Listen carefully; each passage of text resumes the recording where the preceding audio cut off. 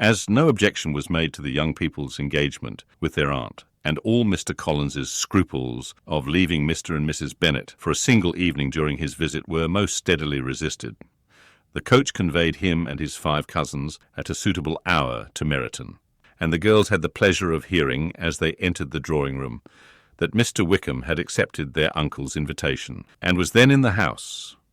When this information was given, and they had all taken their seats, Mr. Collins was at leisure to look around him and admire, and he was so much struck with the size and furniture of the apartment that he declared he might almost have supposed himself in the small summer breakfast parlour at Rosings, a comparison that did not at first convey much gratification. But when Mrs. Phillips understood from him what Rosings was, and who was its proprietor, when she had listened to the description of only one of Lady Catherine's drawing-rooms, and found that the chimney-piece alone had cost £800, she felt all the force of the compliment, and would hardly have resented a comparison with the housekeeper's room. In describing to her all the grandeur of Lady Catherine and her mansion, with occasional digressions in praise of his own humble abode, and the improvements it was receiving, he was happily employed until the gentlemen joined them, and he found in Mrs. Phillips a very attentive listener, whose opinion of his consequence increased with what she heard, and who was resolving to retail it all among her neighbours as soon as she could. To the girls, who could not listen to their cousin, and who had nothing to do but to wish for an instrument, and examine their own indifferent imitations of china on the mantelpiece, the interval of waiting appeared very long. It was over at last, however. The gentleman did approach, and when Mr. Wickham walked into the room, Elizabeth felt that she had neither been seeing him before, nor thinking of him since, with the smallest degree of unreasonable admiration. The officers of the shire were in general a very creditable, gentlemanlike set, and the best of them were of the present party. But Mr. Wickham was as far beyond them all in person, countenance, air, and walk, as they were superior to the broad-faced, stuffy Uncle Phillips, breathing port wine, who followed them into the room. Mr. Wickham was the happy man towards whom almost every female eye was turned, and Elizabeth was the happy woman by whom he finally seated himself, and the agreeable manner in which he immediately fell into conversation, though it was only on its being a wet night, and on the probability of a rainy season, made her feel that the commonest, dullest, most threadbare topic might be rendered interesting by the skill of the speaker. With such rivals for the notice of the fair as Mr. Wickham and the officers, Mr. Collins seemed to sink into insignificance. To the young ladies he certainly was nothing, but he had still, at intervals, a kind listener in Mrs. Phillips, and was, by her watchfulness, most abundantly supplied with coffee and muffin. When the card tables were placed, he had an opportunity of obliging her in return by sitting down to whist. "I know little of the game at present," said he, "but I shall be glad to improve myself, for in my situation of life." Mrs. Phillips was very thankful for his compliance, but could not wait for his reason. Mr. Wickham did not play at whist, and with ready delight was he received at the other table between Elizabeth and Lydia. At first there seemed danger of Lydia's engrossing him entirely, for she was a most determined talker, but being likewise extremely fond of lottery tickets, she soon grew too much interested in the game, too eager in making bets and exclaiming after prizes, to have attention for anyone in particular. Allowing for the common demands of the game, Mr. Wickham was therefore at leisure to talk to Elizabeth, and she was very willing to hear him. Though what she chiefly wished to hear she could not hope to be told, the history of his acquaintance with Mr. Darcy. She dared not even mention that gentleman. Her curiosity, however, was unexpectedly relieved. Mr. Wickham began the subject himself. He inquired how far Netherfield was from Meryton, and after receiving her answer, asked in a hesitating manner how long Mr. Darcy had been staying there. "About a month," said Elizabeth, and then, unwilling to let the subject drop, added, "He is a man of very large property in Derbyshire, I understand." "Yes," replied Wickham. "His estate there is a noble one, a clear 10,000 per annum. You could not have met with a person more capable of giving you certain information on that head than myself, for I have been connected with his family in a particular manner from my infancy." Elizabeth could not but look surprised. You may well be surprised, Miss Bennet, at such an assertion after seeing, as you probably might, the very cold manner of our meeting yesterday. Are you much acquainted with a Mr. Darcy? As much as I ever wished to be, cried Elizabeth, warmly. I have spent 4 days in the same house with him, and I think him very disagreeable. I have no right to give my opinion, said Wickham, as to his being agreeable or otherwise. I am not qualified to form one.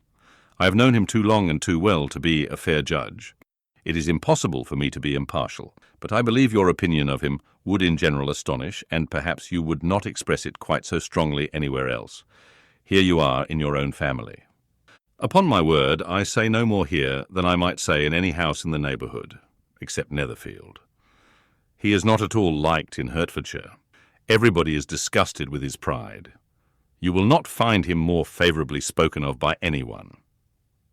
I cannot pretend to be sorry, said Wickham after a short interruption, that he or that any man should not be estimated beyond their deserts, but with him I believe it does not often happen. The world is blinded by his fortune and consequence, or frightened by his high and imposing manners, and sees him only as he chooses to be seen.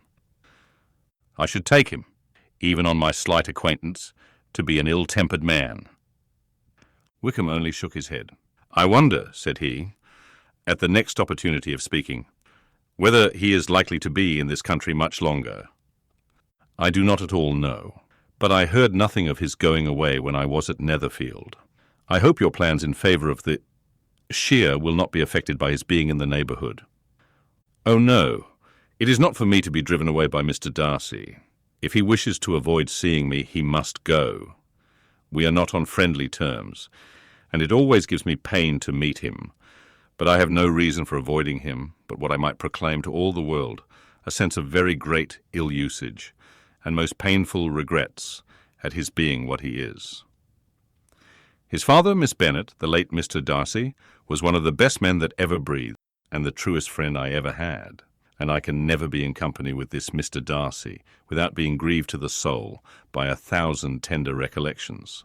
His behaviour to myself has been scandalous, but I verily believe I could forgive him anything and everything, rather than his disappointing the hopes and disgracing the memory of his father. Elizabeth found the interest of the subject increase, and listened with all her heart, but the delicacy of it prevented further inquiry. Mr. Wickham began to speak on more general topics, Meryton, the neighbourhood, the society, appearing highly pleased with all that he had yet seen, and speaking of the latter, especially, with gentle but very intelligible gallantry. It was the prospect of constant society, and good society, he added, which was my chief inducement to enter the Shire. I know it to be a most respectable, agreeable corps, and my friend Denny tempted me further by his account of their present quarters, and the very great attentions and excellent acquaintance Meryton had procured them. Society, I own, is necessary to me. I have been a disappointed man, and my spirits will not bear solitude. I must have employment and society. A military life is not what I was intended for, but circumstances have now made it eligible. The church ought to have been my profession. I was brought up for the church, and I should at this time have been in possession of a most valuable living, had it pleased the gentleman we were speaking of just now.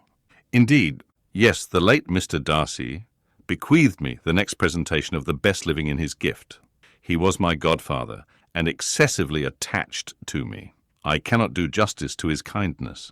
He meant to provide for me amply, and thought he had done it. But when the living fell, it was given elsewhere.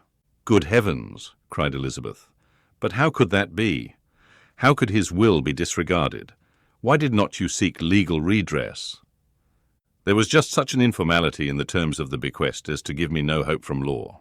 A man of honour could not have doubted the intention, but Mr. Darcy chose to doubt it, or to treat it as a merely conditional recommendation, and to assert that I had forfeited all claim to it by extravagance, imprudence, in short, anything or nothing. Certain it is that the living became vacant 2 years ago, exactly as I was of an age to hold it, and that it was given to another man. And no less certain is it that I cannot accuse myself of having really done anything to deserve to lose it. I have a warm, unguarded temper, and I may perhaps have sometimes spoken my opinion of him, and to him, too freely. I can recall nothing worse. But the fact is that we are very different sort of men, and that he hates me. This is quite shocking. He deserves to be publicly disgraced. Some time or other he will be, but it shall not be by me. Till I can forget his father, I can never defy or expose him. Elizabeth honoured him for such feelings, and thought him handsomer than ever as he expressed them. But what, said she, after a pause, can have been his motive? What can have induced him to behave so cruelly? A thorough, determined dislike of me, a dislike which I cannot but attribute in some measure to jealousy. Had the late Mr. Darcy liked me less, his son might have borne with me better. But his father's uncommon attachment to me irritated him, I believe, very early in life. He had not a temper to bear the sort of competition in which we stood, the sort of preference which was often given me. I had not thought Mr. Darcy so bad as this. Though I have never liked him, I had not thought so very ill of him. I had supposed him to be despising his fellow creatures in general, but did not suspect him of descending to such malicious revenge, such injustice, such inhumanity as this. After a few minutes' reflection, however, she continued, I do remember his boasting one day, at Netherfield, of the implacability of his resentments, of his having an unforgiving temper. His disposition must be dreadful. I will not trust myself on the subject, replied Wickham. I can hardly be just to him. Elizabeth was again deep in thought, and after a time exclaimed, To treat in such a manner the godson, the friend, the favourite of his father. She could have added, A young man too like you, whose very countenance may vouch for your being amiable. But she contented herself with, and one too, who had probably been his own companion from childhood, connected together, as I think you said, in the closest manner. We were born in the same parish, within the same park. The greatest part of our youth was passed together, inmates of the same house, sharing the same amusements, objects of the same parental care. My father began life in the profession, which your uncle, Mr. Phillips, appears to do so much credit to, but he gave up everything to be of use to the late Mr. Darcy, and devoted all his time to the care of the Pemberley property. He was most highly esteemed by Mr. Darcy, a most intimate, confidential friend. Mr. Darcy often acknowledged himself to be under the greatest obligations to my father's active superintendence. And when, immediately before my father's death, Mr. Darcy gave him a voluntary promise of providing for me, I am convinced that he felt it to be as much a debt of gratitude to him as of affection to myself. How strange! Cried Elizabeth. How abominable! I wonder that the very pride of this Mr. Darcy has not made him just to you, if from no better motive, that he should not have been too proud to be dishonest. For dishonesty I must call it. It is wonderful, replied Wickham, for almost all his actions may be traced to pride, and pride has often been his best friend. It has connected him nearer with virtue than any other feeling. But we are none of us consistent, and in his behaviour to me there were stronger impulses even than pride. Can such abominable pride as his have ever done him good? Yes, it has often led him to be liberal and generous, to give his money freely, to display hospitality, to assist his tenants and relieve the poor. Family pride and filial pride, for he is very proud of what his father was, have done this. Not to appear to disgrace his family, to degenerate from the popular qualities, or lose the influence of the Pemberley house, is a powerful motive. He has also brotherly pride, which, with some brotherly affection, makes him a very kind and careful guardian of his sister, and you will hear him generally cried up as the most attentive and best of brothers. What sort of a girl is Miss Darcy? He shook his head. I wish I could call her amiable. It gives me pain to speak ill of a Darcy, but she is too much like her brother, very, very proud. As a child she was affectionate and pleasing and extremely fond of me, and I have devoted hours and hours to her amusement. But she is nothing to me now. She is a handsome girl, about 15 or 16, and I understand highly accomplished. Since her father's death, her home has been London, where a lady lives with her and superintends her education. After many pauses and many trials of other subjects, Elizabeth could not help reverting once more to the first, and saying, I am astonished at his intimacy with Mr. Bingley. How can Mr. Bingley, who seems good humour itself, and is, I really believe, truly amiable, be in friendship with such a man? How can they suit each other? Do you know Mr. Bingley? Not at all. He is a sweet-tempered, amiable, charming man. He cannot know what Mr. Darcy is? Probably not. But Mr. Darcy can please where he chooses. He does not want abilities. He can be a conversable companion if he thinks it worth his while.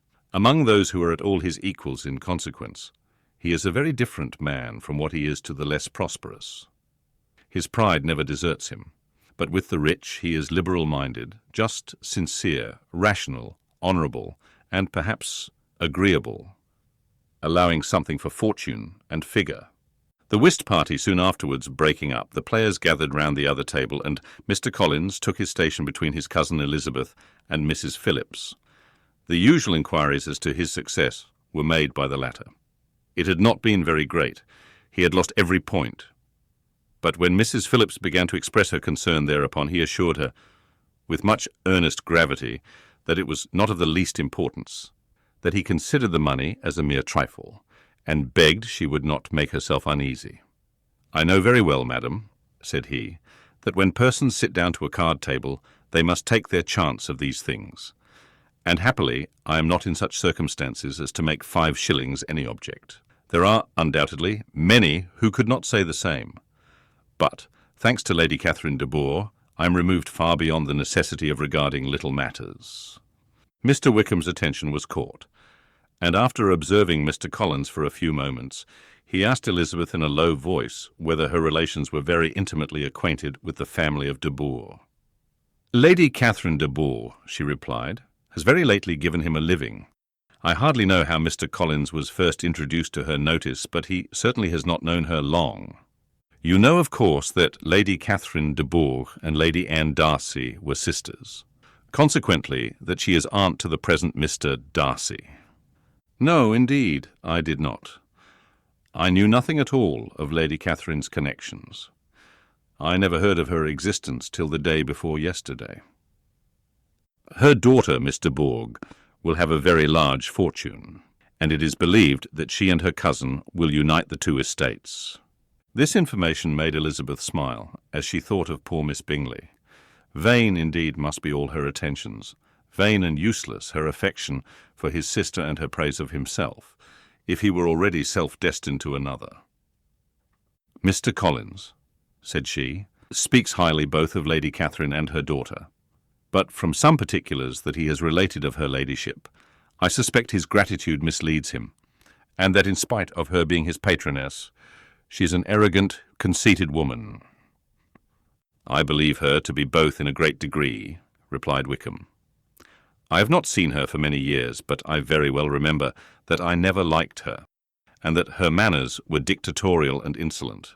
She has the reputation of being remarkably sensible and clever, but I rather believe she derives part of her abilities from her rank and fortune, part from her authoritative manner, and the rest from the pride of her nephew, who chooses that everyone connected with him should have an understanding of the first class." Elizabeth allowed that he had given a very rational account of it, and they continued talking together with mutual satisfaction till supper put an end to cards, and gave the rest of the ladies their share of Mr. Wickham's attentions.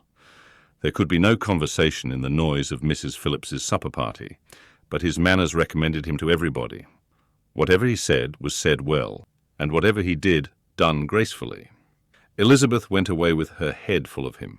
She could think of nothing but of Mr. Wickham, and of what he had told her, all the way home, but there was not time for her even to mention his name as they went, for neither Lydia nor Mr. Collins were once silent. Lydia talked incessantly of lottery tickets, of the fish she had lost and the fish she had won, and Mr. Collins, in describing the civility of Mr. and Mrs. Phillips, protesting that he did not in the least regard his losses at whist, enumerating all the dishes at supper, and repeatedly fearing that he crowded his cousins, had more to say than he could well manage before the carriage stopped at Longbourn House.